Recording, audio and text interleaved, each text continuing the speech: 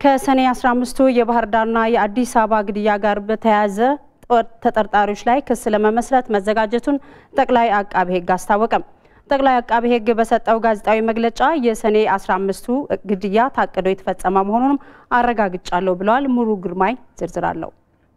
በሰኔ 15 የአማራ ክልል የባህር ዳር ግድያ መንግስትን በኃይል ለማስወገድ የተፈጸመ ድርጊት መሆኑን ጠቅላይ አቃቤ ሕግ በሰጠው ጋዜጣዊ መግለጫ አስታውቁ። ይህም የተፈጸመው ድርጊት ከሚያዝያ ወር ጀምሮ ዝግጅት ሲደረግበት የነበረ መሆኑን ነው ጠቅላይ አቃቤ ሕግ ብርሃኑ ጸጋይ ተናገሩት። ህገ መንግስታዊ ስርዓትን ለማፍረስ ወታደሮችንና ሽፍቶችንን በማስታጠቅ የመፈንቅለ መንግስት ድርጊት በማደራጀትና በመምራት ሟቹ ብርጋዴር ጀነራል አሳምነው ጽጌና ከሳቸው ጋር የነበሩ ግብረ አበሮች በቁጥጥር ስር ባዋሉና እስካሁን ባልዋሉት ቀጥተኛ ትዕዛዝ የተፈጸመ ነው። አስቀድሞ በታቀደ መልኩ የተከናወነና የተቀነባበረ ግድያ መሆኑን የጠቀሱት ጠቅላይ አቃቤ ሕግ ብርሃኑ ጸጋይ ለዚህም በእለቱ የተከናወኑ ድርጊቶች መገለጫ መሆኑን ተናግረዋል። በወንጀሉ ዋና አቀናባሪነትና መሪነት ብርጋዴር ጀነራል አሳምነው ጽጌ እንዲሁም ከሳቸው ጋር የነበሩት ሻምበል መማር ጌትነት፣ ሻምበል ታደሰ ሼቴ፣ ሻለቃ አዱኛ ወርቁና ሌሎች ለዚሁ ተግባር የተመለመሉ እና ከተለያዩ አካላት የተወሰዱና ለዚህ ተግባር ተልዕኮ ተሰጥቷቸው በዚህ ሂደት ውስጥ እንዲሳተፉ የተዘጋጁትን በማሳተፍ ነው ወንጀሉ የተፈጸመው። ልዩ ኃይልን በመኪና ወደዚህኛው አካባቢ በመውሰድ በጀነራሉ መሪነት በርዕሰ መስተዳድሩ ቢሮ 3ኛ ፎቅ ላይ በመሄድ ዶክተር አምባቸው ቢሮ አካባቢ ካለው የመሰብሰቢያ አዳራሽ ሲደርሱ ከዶክተር አምባቸው አጃቢ ጀነራሉ ወደ ርዕሰ መስተዳድሩ ወደሚገኝበት መሰብሰቢያ አዳራሽ ለመግባት ሲሞክሩ አጃቢን ይዛት ገባም በሚል በአጃቢ ጋር በነበረው ጭቅጭቅ አጃቢው ላይ መሳሪያ በማስፈታትና በኋላም ተኩሶ ጭንቅላቱን በመምታት ወደ አዳራሹ የገቡበትና ሌላውም አብሮት ያለው የአቶ ዘዝ አጃቢንም እነዚህ የልዩ ኃይልና ከጀነራሉ ጋር የነበሩት ግብረ አበሮች መሳሪያውን በማስፈታት አስረው ወደ ታች በመውሰድ በብርጋዴር ጀነራል አሳምነው ጽጌ አስተባባሪነት ወደ አዳራሹ ተገብቶ እነዚህ አመራሮች ላይ ጥቃት ተፈጽሞባቸው ህይወታቸው እንዲያልፍ ተደርጓል። በሰኔ 15 በባህር ዳር ግድያ ተሳትፎ ነበራቸው ተብለው ከተጠረጠሩት መካከል እንደ ተጠርጣሪዎቹ የወንጀል ተሳትፎ በማየት 55ቱ ላይ ክስ ለመመስረት ዝግጅት የተደረገ መሆኑን ጠቅላይ አቃቤ ሕግ ብርሃኑ ጸጋይ ገልጸዋል። በአጠቃላይ በዚህ ወንጀል ሂደት ውስጥ ባህር ዳር ወደ 277 በአዲስ አበባ ወደ 140 ተጠርጣሪዎችን በህግ ቁጥጥር ስር በማዋል ባህር ዳር ላይ 45 ተጠርጣሪዎች የወንጀል ተሳትፏቸው አነስተኛ በመሆኑ ወደ ምስክርነት እንዲዞሩ ተደርጓል። ሌሎች ለጊዜው የተገኘው መረጃ በቀጣይ የሚጣራ ሆኖ በዋስ የተለቀቁበት ሁኔታ አለ። እንዲሁም 47 ተጠርጣሪዎች ላይ ቀዳሚ ምርመራ በፍርድ ቤት ተካሂዶ በአጠቃላይ 55 ተጠርጣሪዎች ላይ በባህር ዳር ላይ ክስ ለመመስረት ዝግጅት ላይ እንገኛለን ማለት ነው። ከወንጀል ድርጊቱ ጋር ግንኙነት አላቸው በሚል የተለያዩ የጦር መሳሪያዎችና ቁሳቁሶችን በቁጥጥር ስር ማዋላቸውንና ከተጠርጣሪዎቹ መኖሪያ ቤትም የሰነድ ማስረጃ መያዙን ጠቅላይ አቃቤ ሕግ በመግለጫቸው አንስተዋል። ወደ 114 ክላሽንኮቭ 3 ብሬን እና 4 ማካሮቭ ሽጉጥ በፎረንሲክ ምርመራ ተልኮ 11 ክላሽና 1 ብሬን እና 1 ማካሮቭ ሽጉጥ በወንጀል ስፍራው ከተተኮሰው ጥይት ጋር ተመሳሳይ መሆኑን በምርመራ ተረጋግጧል። ከተጠርጣሪዎች መኖሪያ ቤትና ቢሮ የተለያዩ ዶክመንቶች እና የሰነድ ማስረጃዎች እንዲሁም ደግሞ የተለያዩ የኮምፒውተርና ፍላሽ ዲስኮችና ተንቀሳቃሽ ስልኮችና 5 መኪኖችም ላይ ብርበራ በማድረግ በዚህ ሂደት የተለያዩ የውጭ ሀገር ገንዘብና የሀገር ውስጥ ገንዘቦች ከተጠርጣሪዎች እጅ በመያዝ በኤግዚቢትነት ተይዞ በክልሉ ፖሊስ እጅ የሚገኝበት ሁኔታ ነው ያለው። የወንጀል ምርመራው ረጅም ጊዜ ፈጀው የወንጀሉ ባህሪ ውስብስብ በመሆኑ ነው ሲሉም ጠቅላይ አቃቤ ሕጉ በመግለጫቸው አስታውቀዋል። በተያዘ ዜና ጠቅላይ አቃቤ ሕግ ብርሃኑ ጸጋዬ በመግለጫቸው ጀነራል ሰዓረ መኮንን በጠባቂያቸው መገደላቸውን ምርመራውን ዋቢ አድርገው ጠቅሰዋል። ሰለሞን አበጋዝ ገና ከለጋድሚያቸው ጀምረው ኢትዮጵያን በውትድርና ህይወት አገልግለዋል። የቀድሞው የፌዴራል ጦር ኃይሎች ጠቅላይ ኤታማዦር ሹም ጀነራል ሰዓረ መኮንን የረጅም ጊዜ የትግልና የውትድርና ታሪክ ባለቤት የነበሩት ጀነራል ሰዓረ መኮንን በተለያዩ ወታደራዊ የአመራር እርከኖች ሀገራቸውንና ህዝባቸውን በቅንነትና በታማኝነት በማገልገላቸው አንደኛ ደረጃ የወርቅ ሜዳሊያን ጨምሮ የአገልግሎት ሜዳሊያንና ኒሻኖችን ከመንግስት ተበርክቶላቸዋል። ሜጀር ጀነራል ገዛኢ አበራ በኢፌዴሪ ሀገር መከላከያ ሰራዊት በተለያዩ የአመራር እርከኖች ያለፉ አመራር ነበሩ። ሰኔ 15 2011 ዓ.ም ዕለተ ቅዳሜ ምሽት ግን እነዚህ ሁለት የቀድሞ መከላከያ ሰራዊት ከፍተኛ አመራሮች በጥይት ተመተው ህይወታቸውን አጡ። ይህንን የወንጀል ድርጊት አስመልክቶ የፌዴራል ጠቅላይ አቃቤ ሕግ ጋዜጣዊ መግለጫ ሰጥቷል። በጋዜጣዊ መግለጫው ጠቅላይ አቃቤ ሕግ ብርሃኑ ጸጋይም በአመራሮች ላይ የተፈጸመውን ጥቃት በተደራጀ መንገድ የተፈጸመናም የአንድ መከላከያ ሰራዊት አባል ተልኮን በመውሰድ ጀነራል ሰዓረ መኮንንንና ሌሎች አመራሮችን ለመግደል የተፈጸመ ነው ብሏል። ጠቅላይ አቃቤ ሕግ ብርሃኑ ጸጋይም ተልኮ መከላከያ የተመለመሉት አባላት የተሰጣቸው ዋናው ተልኮ የመከላከያ ኤታማዦር ወይ ደግሞ የመከላከያ ከፍተኛ አመራሮች ላይ እርምጃ እንዲወሰድ በቅድሚያ ጀነራል ሰዓረ መኮንን ላይ እርምጃ መውሰድ እሳቸው ላይ እርምጃ በመውሰድ የሚቆም ሳይሆን ሁለተኛ ጀነራል ብርሃኑ ዱላ ላይም እርምጃ ለመውሰድ የተሰጣቸው ተልኮ ነው። በዚህ መሰረት ጀነራል ብርሃኑ ዱላን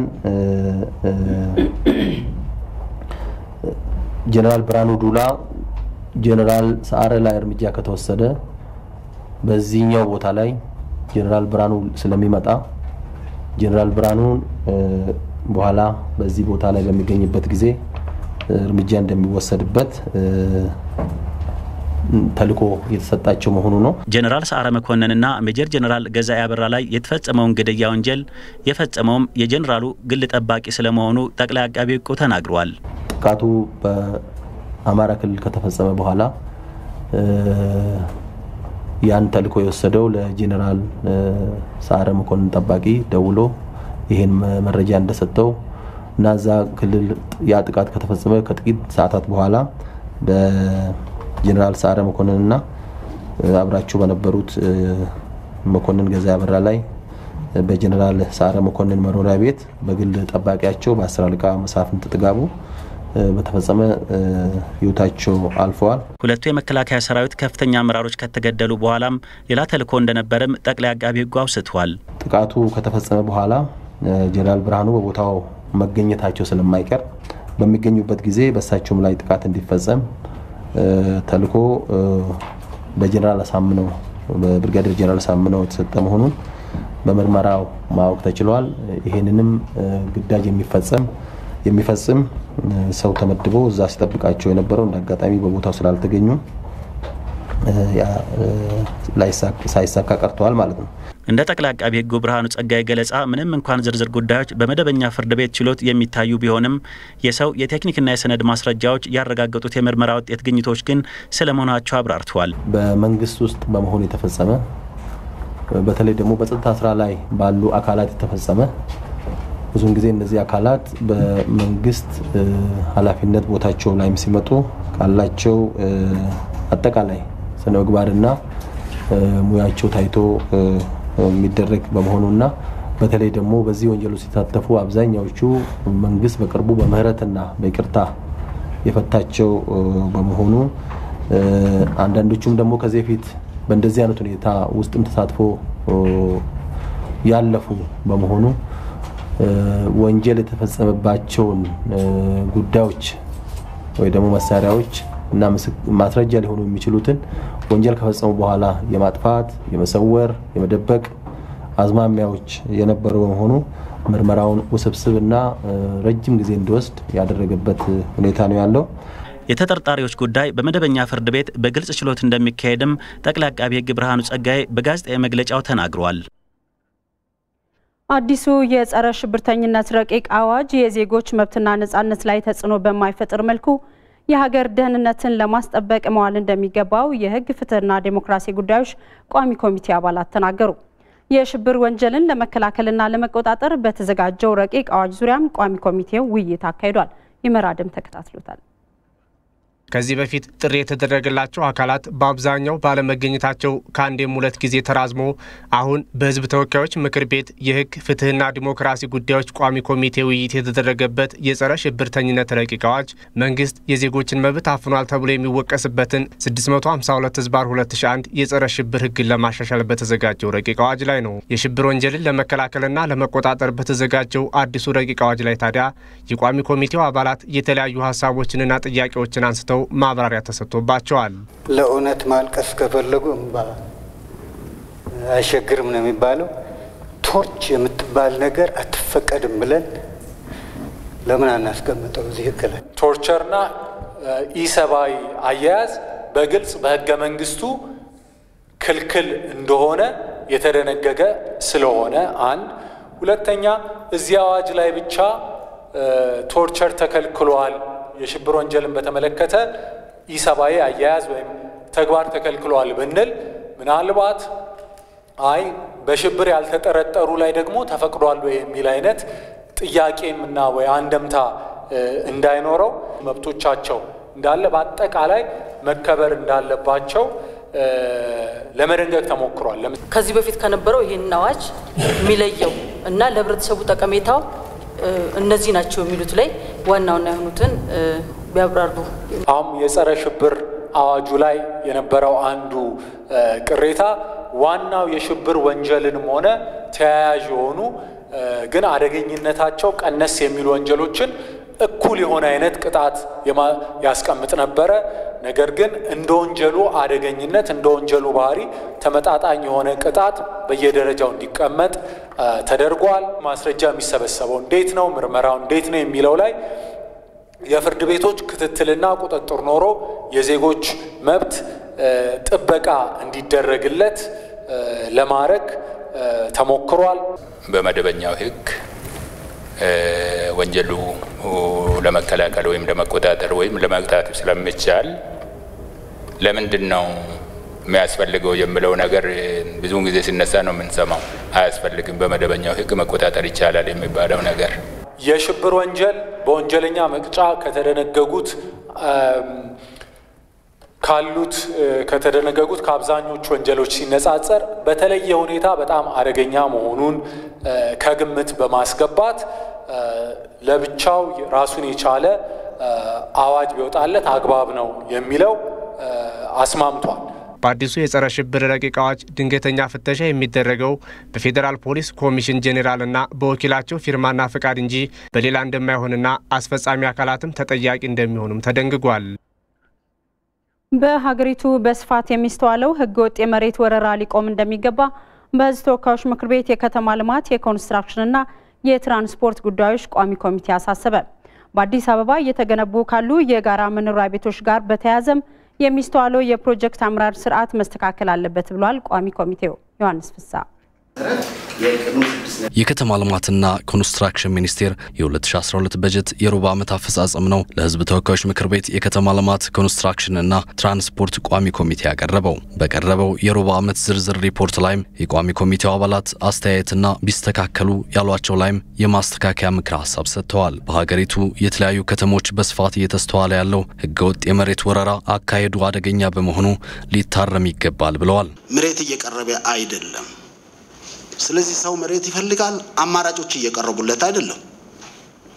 ስለሆነም ወደ ህገ ወጡ ሰው እየሄደ ነው ያለው። ሊዝ አዋጁ እንዲሻሻል ተብሎ ከቀረበ ባለሳሳት 2ኛ ዓመት 3ኛ ዓመት እየያዘ ነው ያለው። እስካሁን ተሻሽሎ ወደ ታች አልወረደም። ዋናው ስራ መሆን ያለበት የህግ ማስከበር ሆኖ ሳለ ሁለተኛው ደግሞ የተቀመጠው የአሰራር ስርዓት እንደተባለው የሊዝ አዋጁ የማያሰራ ማነቆ የሆኑ ጉዳዮች አሉት በሚል የተሰጠውን ግብአት ሚኒስቴር መስሪያ ቤት ወስዶ አዋጁን አሻሽሎ ፌዴራል አቃቤ ሕግ አስተያየት ተሰጥቶበት የውይይቶች ተደርገውበት አሁን ለሚኒስትሮች ምክር ቤት ቀርቧል። በአዲስ አበባ ደረጃ ከጋራ መኖሪያ ቤቶች ግንባታ ጋር በተያያዘ በየጊዜው የሚታየው የግንባታ መጓተትና የአሰራር ግልጸኝነት ሊፈተሽም ይገባል ብለዋል አባላቱ። በአዲስ አበባ በ2006 በ2007 እና በ2011 በተለይ የቤት ልማት ፕሮግራም የተጀመሩ ቤቶች ሳይጠናቀቁ መቆየታቸው ይታወቃል። በዚህም ሩብ ዓመት የእቅድ አፈጻጸም ሲታይ የግንባታቸው አፈጻጸም ዝቅተኛ በመሆኑ በታቀደው መሰረት ግንባታቸውን ማከናወን ያልተቻለው ለምንድን ነው? በጣም ውስብስብ የሆኑ ኮንትራክቶች የግብአት ከማቅረብ ጀምሮ የተለያዩ አካላት በጣም ብዙ አካላት የሚሳተፉበት አሰራር ነው ያለውና እነዚህን ፕሮጀክቶች ባለው ኮንትራክት ማዕቀፍ መጨረስ ግዴታ ስለሆነ እየተጋገዝን እየሄድን ያለነውና ይህንን ለማድረግ ሙከራዎቹ አሉ ግን በሚኒስትር መስሪያ ቤቱ ተጀምሮ የሚያልቅ ነገር የለም። ተቋሙ ግን አዲስ አበባ መስተዳድርን ለመደገፍ ግን ጥረት እየተደረገ ነው ያለው። የከተማ ልማት ኮንስትራክሽን እና ትራንስፖርት ጉዳዮች ቋሚ ኮሚቴ ሰብሳቢ አቶ አሸናፊ ጋሚ በሀገሪቱ ከጊዜ ወደ ጊዜ እየጨመረ የመጣው የስራ ፈላጊ ቁጥርን ባገናዘበ መልኩ ብዙ ስራዎች ሊሰሩ እንደሚገባ ነው የገለጹት። እንደ መንግስት እንደ ሀገር በዚህ ዓመት ጠቅላይ ሚኒስትሩ ንግግር ሲያደርግ ለኛ እዚህ ቀርቦ ንግግር ሲያደርጉ ሰምተን ሀገራዊ ወደ ስንት ሚሊዮን 3 ሚሊዮን አካባቢ በዚህ ዓመት መፍጠር ወይራስ እናንተ ተቋም ደግሞ ወደ 1.8 ነው ጂቲፒው ላይ እነዚህን ነገሮች ማስታረቅ ያስፈልጋል። ይሄ ኮሪሹ ነው ኮሚቴው እያለ ያለው በጣም መሰረታዊ ቁልፍ ጉዳይ ነው። ስለዚህ በዚህ ላይ እነዚህን የማስታረቅ እና በየዓመቱ ከዩኒቨርሲቲ የተፈበረከ የሚወጣው የሰው ኃይል ስንወስድ አደጋው ምን ያህል እንደሆነ በዚህ ልክ መባነን ያስፈልጋል። የከተማ ልማትና ኮንስትራክሽን ሚኒስትሯ ኢንጂነር አይሻ መሐመድ በበኩላቸው በስራ ዕድል ፈጠራ በኩል በተቋማት ያለው የአሰራር ክፍተትን በማረም በቀጣይ በሚፈልገው ልክ የስራ ዕድል ለመፍጠር የሚያስችል አሰራር እየተዘጋጀ መሆኑን አንስተዋል። ከሰሞኑ በተወሰኑ የመንግስት ከፍተኛ ትምህርት ተቋማት እየታዩ ያሉ የግጭት አዝማሚያዎች ሚዲያዎችን ጭምር በመጠቀም የተፈጠሩ እንደሆነ የሳይንስና ከፍተኛ ትምህርት ሚኒስቴር አስታወቀ። ስጋቱ በተፈጠረባቸው ዩኒቨርሲቲዎችም ከተማሪዎችና ከማህበረሰቡ ጋር ከፍተኛ የማረጋጋት ስራ እየተሰራ ነው ብሏል። ቤተልሔም ጥጋቡ ዝርዝር አላት። የሳይንስና ከፍተኛ ትምህርት ሚኒስቴር በሰጠው መግለጫ በዩኒቨርሲቲዎች እየታየ ያለው የጸጥታ መደፍረስ ስጋት ተማሪ ባልሆኑና በሆኑ ግለሰቦች የተቀነባበረ ነው። ከወልዲያ ዩኒቨርሲቲ የሁለት ተማሪዎች ግድያ በኋላ መሰል ድርጊቶች በኦሮሚያና ደቡብ የመንግስት ዩኒቨርሲቲዎች የማስፋፋት ፍላጎት በስፋት እንደታየም ተመላክቷል። ለዚህም ስማቸው ያልተጠቀሱ ሚዲያዎች ጭምር ተሳታፊ እየሆኑ እንዳለ የሳይንስና ከፍተኛ ትምህርት ሚኒስቴር ሚኒስትር ዴኤታ ዶክተር ሳሙኤል ክፍሌ አንስተዋል። ከዶርም እንውጣ ወደ አካባቢያችን ነው ያለው ዩኒቨርሲቲዎች ይቀበሉናል በማለት የውሸት የማይፈጸም ህልም ቃል የሚገቡላቸው አካላት ለሚዲያ ተቋማት መረጃ በመስጠት በዛ ዩኒቨርሲቲ እጅግ የከፋ ሁኔታ እንዳለ አስመስሎ የሚያስተላልፉ ተማሪዎች የተሰማርቷል። ከነኚህ ሚዲያ ተቋማትም እንዲቆጠቡ ከነኚህ 2-3 መረጃዎቻቸውን የመረጃ ምንጫቸውን እንዲያረጋግጡ ማለት እንፈልጋለን። የሚዲያ ተቋማት በኃላፊነት እንዲሰሩ እንፈልጋለን። ኦዳ ቡልቲ፣ ደንቢ ዶሎና ጅማ ዩኒቨርሲቲዎችም መጠነኛ ግጭት ከተፈጠረባቸው ውስጥ እንደሆኑና አንድ ተማሪ ከደንቢ ዶሎ ዩኒቨርሲቲ ህይወቱ እንዳለፈ ማረጋግጠዋል። ስጋት ያደረባቸው የተወሰኑ ተማሪዎች በቤተ ክርስቲያናት እንደተጠጉ የጠቆሙት ዶክተር ሳሙኤል ሆኖም ተማሪዎቹ ዛሬ ማምሻውን እንደሚመለሱ ያላቸውን እምነት ገልጸዋል። ቤተ ክርስቲያን የሄዱ ተማሪዎች አሉ፣ በጅማም አሉ፣ ሌላም ዩኒቨርሲቲ ላይ አሉ። ይሄ ቁጥሩ ግን በጣም ውስን 20,000-30,000 ባለበት ዩኒቨርሲቲ ላይ የተወሰኑ ተማሪዎች ቤተ ክርስቲያን ስጋት አለን ብሎ ሄዷል። የሃይማኖት አባቶች እዚህም ያለ ነው እዛም ያለ ነው እኛን ብሎ እያረጋጉ እየመለሱ ነው። የሃይማኖት አባቶች በክርስቲያናም በእስልምናም ያሉ እኔ እንደማምነው በሃይማኖት ተቋማት ተጠልለውም ያሉ ተማሪዎች ማምሻ ድረስ ወደ ግቢዎቻቸው ይመለሳሉ የሚል እምነት አለኝ። ለተማሪዎች ስጋት ማየል በማህበራዊ ድረገጾች የሚለቀቁ የውሸት መረጃዎችና ፎቶዎች ትልቅ ድርሻ እንዳበረከቱም ጠቁመዋል። ፎቶ ከየድረገጹ እየተፈለገ በተለያየ ምክንያት የተፈጸመን በዓለም ዙሪያ የተፈጸመን ወንጀል፣ ጥፋት፣ ክፋት ስራ ኢትዮጵያ ውስጥ ዛሬ በዚህ ዩኒቨርሲቲ እንደተፈጸመ በማስመሰል በየማህበራዊ ትስስር ገጾቻቸው የሚለጥፉ አሉ። ይሄ ከኢትዮጵያዊነት ጨዋነት ውጪ ነው። ከኢትዮጵያዊነትም ጋር አይገናኝም።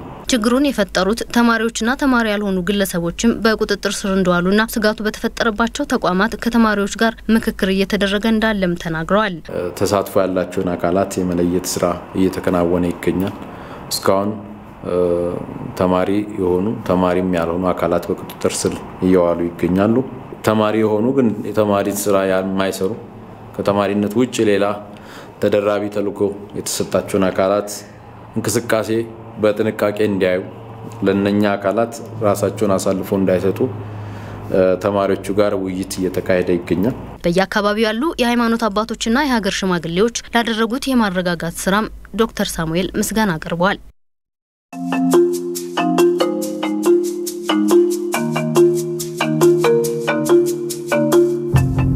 በምክር ቤት ያየነው ኢህአዴግ የሁሉ ፓርቲ ነው። አሁን አጋር ድርጅቶች እዚህ ያላችሁ እንደምታዩት ኢህአዴግ ትናንት እንዳያችሁት ነው። ይሰዳደባል፣ ይነጋገራል፣ ይወቃቀሳል፣ ከዛ ደግሞ ይስማማል። ይሄ በምን ያክል ፍጥነት በአጋር ድርጅቶች ካልቸር ሊሆን ይችላል የሚለው እንቅፋት ነበር እስካሁን ድረስ። አሁን ያሰብነው ምንድነው? ይሄ ጉባኤ አቅጣጫ ይስጠን። ባለፉት 6 ወራት አልቻለም። የተጠኑ ጥናቶች አሉ። አቅጣጫው ምንድነው?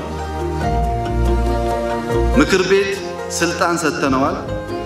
በአመት ተኩል በ2 ዓመት በቻለ ጊዜ ከጨረሰ ጥናቱ አፕሩቭ አድርጎ ወደ አንድ ፓርቲ ያሸጋግር የሚል ጉባኤ ለምክር ቤት ስልጣን ሰጥቶ ምክር ቤት የጀመረውን ጥናት አጥንቶ ሲጨርስ ለ6 ወር ወይም ዓመት ተኩል ከጉባኤ በፊት ካልቻል በሚቀጥለው ጉባኤ ፋይናል አድርገን አንድ ፓርቲ ሆኖ እንመጣለን ማለት ነው።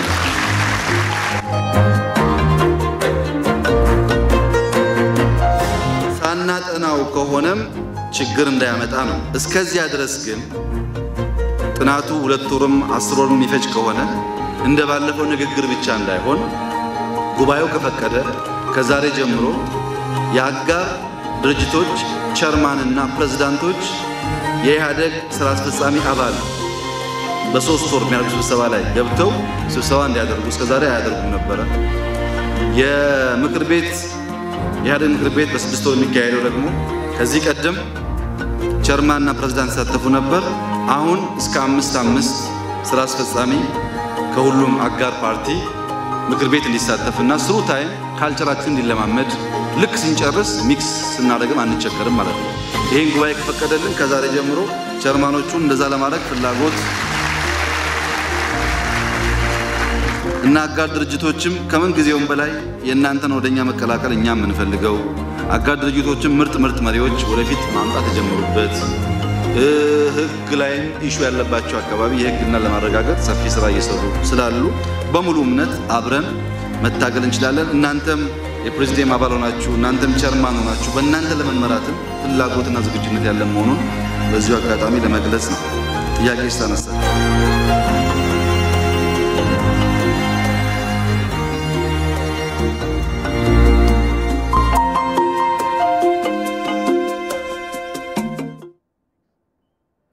የኢቲቪ 57 ዜናዎቻችን እንደቀጠሉ ናቸው።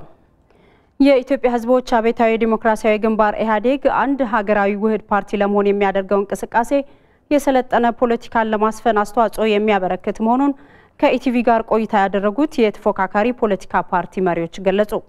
ይሁን እንጂ ኢህአዴግ በዋናነት ዲሞክራሲያዊ ሽግግር እንዲኖር የበኩሉን ኃላፊነት ሊወጣ እንደሚገባም ተናግረዋል። ሰለሞን አበጋዝ የኢትዮጵያ ሕዝቦች አብዮታዊ ዲሞክራሲያዊ ግንባር ኢህአዴግ ላለፉት ጊዜያት በግንባርነት ተደራጅቶ ሲንቀሳቀስ ቆይቷል። ይሁን እንጂ ኢህአዴግ የፓርቲ ቁመናን ከግንባርነት ወደ አንድ ሀገራዊ ፓርቲ ውህደት ለመቀየር ከጫፍ ደርሷል። ይህ የኢህአዴግ የውህደት ጉዞ በተፎካካሪ ፖለቲካ ፓርቲ መሪዎች እንዴት ይታያል ስንል የኢትዮጵያ ዜጎች ለማህበራዊ ፍትህ ፓርቲ ኢዜማ ሊቀመንበርንና የኦሮሞ ፌዴራላዊ ኮንግረስ ኦፌኮ ሊቀመንበርን ጠይቀናል። አጋር ድርጅቶች የሚባሉ ገዢ እንኳን ቢሆኑ ልክ እንደኛ ኢህአዴግ ውስጥ የሚሆነውን ውሳኔና አገር ላይ የሚወሰኑ ነገሮችን ሁሉ በዜና የሚሰሙበትን ሂደት ሁሉ ስናይ ኢህአዴግ በጣም ዘግይቷል። ያ መዘግየቱ ደግሞ አጠቃላይ ፖለቲካ ሜዳው ላይ የራሱ የሆነ ተጽዕኖ ነበረው። አንዴ መሆንም 11 መሆኑን የሚጠቅማቸውን የሚጎዳቸውን የሚመጣው ምርጫ በተሻለ ሁኔታ ተደራጅተን ወደዛ ብንል ይሻላል የሚለው ምርጫ የራሳቸው ነው። የኔ ምክር ግን ምርጫውን በተሻለ መጠን ተስማምቶ ቢያደርጉት ያይሻላል የሚል ነው። ሀገሪቱ በተለያዩ የፖለቲካ ሀሳቦችና ተገባበሮች የተነሳ ችግር ውስጥ መግባቷን የሚያወሱት የኢዜማ ሊቀመንበር አቶ የሺዋስ አሰፋም ውህደቱ የሰለጠነ ፖለቲካን ለማስፈን ለሚደረገው እንቅስቃሴ መሰረት የሚጥል ስለመሆኑ ይናገራሉ። ከሀሳብ ይልቅ በዘር አንዳንድ ጊዜም በሃይማኖት በመጡበት አካባቢ የሚቦዳደሩት ነገር አለ። እሱን እንዳያዩና በሐሳብና በሐሳብ ብቻ እንግዲህ አብዮታዊ ዲሞክራሲ ማሉ የብልጽግና ዲሞክራሲ ማሉ ዋቴቨር አይዲዮሎጂያቸው እሱ ሆኖ ለኢትዮጵያ ሕዝብ ምን ይጠቅማል ብሎ ለኢትዮጵያ ሕዝብ የሚጠቅመው የኢትዮጵያ ሕዝብ ወጣቱ ኪስ የሚገባው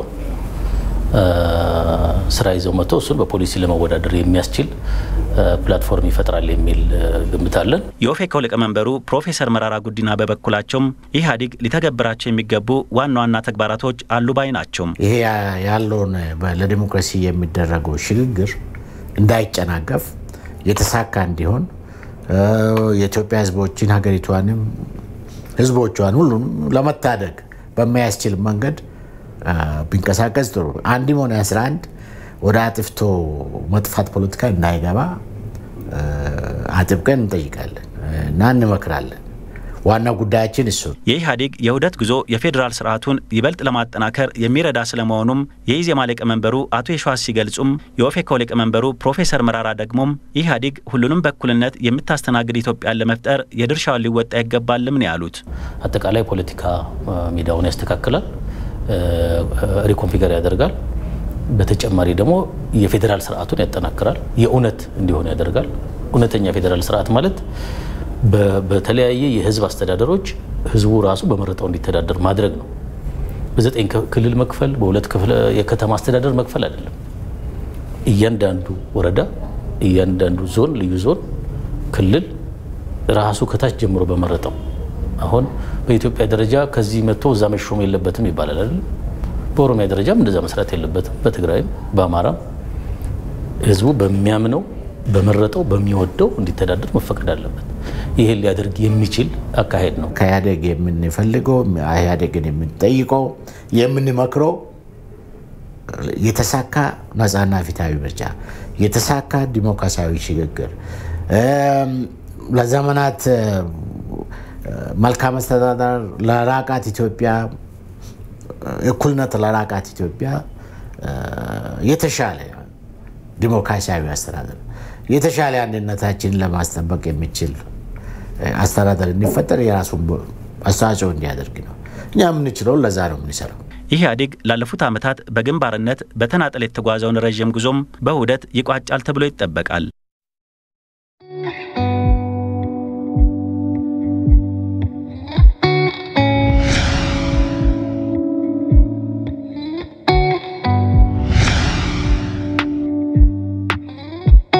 ኢህአዴግ አንድ ወጥ ፓርቲ የመሆኑን አቅጣጫ ከዚህ በፊት በኢህአዴግ ስብሰባዎች አቋም የተወሰደበት ጉዳይ ሲሆን ወቅቱ ሲደርስ እንደሚፈጸም ነበር የተቀመጠው።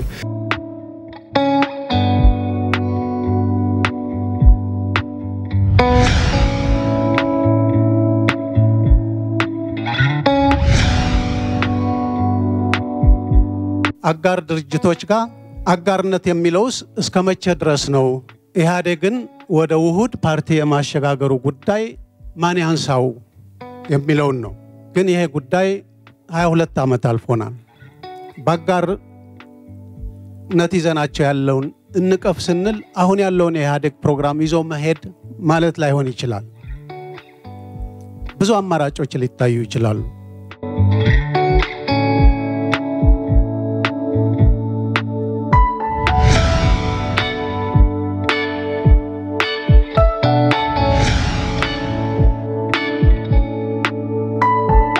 አጋር ድርጅቶቻችን ኢህአዴግን ሊቀላቀሉ የማይችሉበት አንድ መሰረታዊ ምክንያት አለ።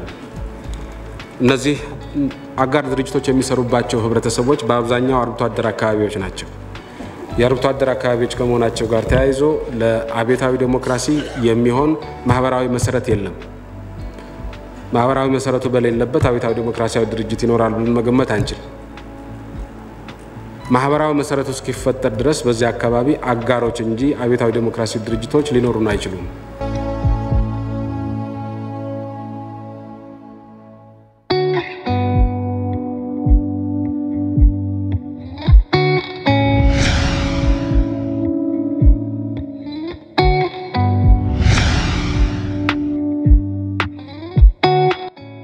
የደኢህዴግ ውህደት ይሄ ክልል እንደ አንድ ወጥ ክልል በአንድ ፖለቲካ ድርጅት እንዲመራ የሚያደርግና ሌሎች ክልሎችም በራሳቸው በፖለቲካ ድርጅትነት መሪ ሆኖ የሚንቀሳቀስ ድርጅቶች ይኖራቸዋል። ይሄ በብዙ ሀገሮች የተለመደ ነው። ክልላዊ ፓርቲ አለ። ስለዚህ ወጥ ሆኖ ክልላዊ መንግስትን የሚመራ ክልላዊ ፓርቲ መኖሩ ትልቅ ጠቀሜታ አለው። ይሄ በሂደት ኢህአዴግን በራዕይ መልክ ያስቀመጠውን አገራዊ ፓርቲ ለመመስረት የሚደረገውን ጉዞ የሚያግዝ ነው የሚሆነው። ኢህአዴግን በሂደት በረዘመ ሂደት ወደ አንድ ፓርቲነት የመሸጋገር እቅድ አለው። በጉባኤውም በአራተኛ ድርጅታዊ ጉባኤም የወሰነው ጉዳይ ነው። ስለዚህ የኛ መዋሃድ ወደፊት ኢህአዴግ ወደ አገራዊ ፓርቲ ለመሸጋገር የሚያደርገውንም ጉዞ አጋዥ ይሆናል የሚል እምነት ነው ያለን።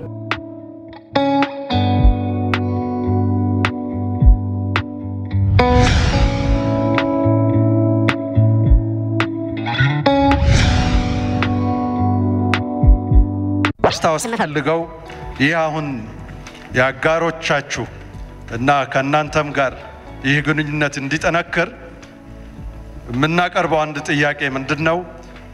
በሚቀጥለው የመጀመሪያ የኢህአዴግ ምክር ቤት ስብሰባ አጀንዳችሁ ላይ የዚህ የአጋሮችን ጥያቄ እንድትጨምሩ እንጠይቃችኋለን።